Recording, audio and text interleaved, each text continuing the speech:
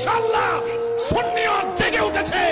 একদিন ইনশাআল্লাহ সুন্নিয়তের আলাস্থান জানান দেওয়ার জন্য ঢাকার রাজপথে অলিতে গলিতে সুন্নিদের দখলে থাকবে ইনশাআল্লাহ।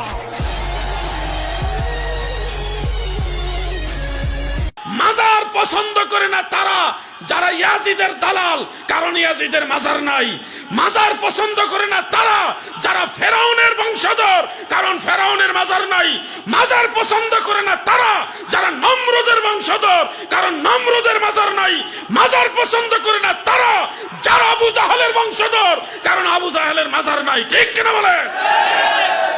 আমরা এমন বান্দা, আল্লাহ আমাদেরকে এমন দয়া করেছেন, মুকাদ্দারের মধ্যে বাস পূজা, গাছ পূজা, সূর্য পূজা বাদ দিয়ে এক আল্লাহর ইবাদতের জন্য আল্লাহ আমাদেরকে বাছাই করেছেন।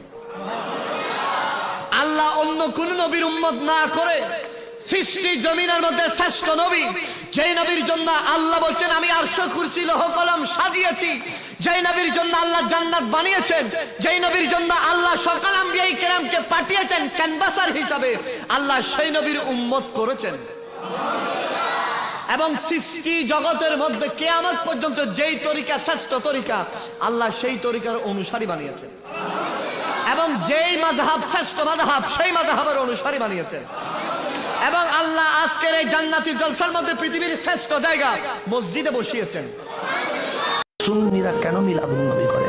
সুন্নিরা কেন মেরাজুন নবী করে? সুন্নিরা কেন ইয়া রাসূলুল্লাহ বলে?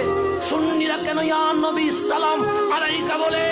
একটা কারণে, দুনিয়াতে কিছু নাই পাইতে পারেন, কিন্তু আগামী কাল কবরে যখন মুস্তাফার চোখে চোখ মিলে যাবে, অন্তত নবীকে দেখে বলতে পারবেন আমি ইয়া রাসূলুল্লাহ বলেছিলাম, আমি ইয়া নবী সালাম আলাইকা বলেছিলাম, আমি মিলাদুন নবীর পক্ষে কথা বলেছিলাম, আমি জশ্নে জুলুসে ঈদে মিলাদুন নবী করেছিলাম।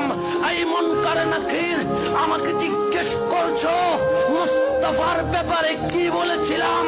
আমি না দেখে কিয়াম করেছিলাম, আজকে দেখে দেখে কিয়াম করতে চাই।